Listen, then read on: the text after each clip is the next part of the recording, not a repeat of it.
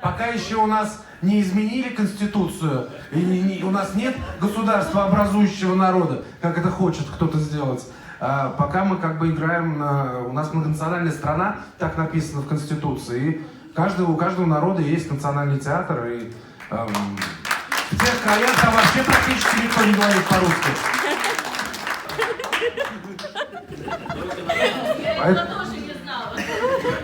Да, ну вот. У нас есть порядка 12 республик. Да, действительно, есть большая система национальных театров, есть башкирские театры, татарские театры, очень много кавказских театров.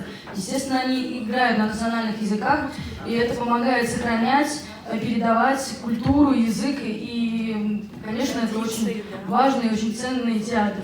Мне очень нравится то, что сказала девушка, которая, наверное, ушла, да, сейчас, что у нас в Москве так не играют. Право, вам не играют все. Не только я главная героиня, понимаю, что все в вас сыпятся, все аплодисменты и все.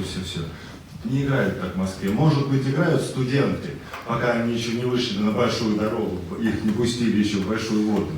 А у них что-то ломается, и они уже как-то так выживают, и что-то им там не дают, их задвигают и так далее. Настолько это просто очень трогательно, очень тонко. Как используется декорация, это немыслимо. Просто кровать превращается в ширму, в окно, в дверь. Непонятно. В общем, но нет, это понятно. Как раз таки это понятно. Непонятно, как можно... Вот, настолько фантазия режиссера, она настолько все перевернула, переворачивала наше мышление.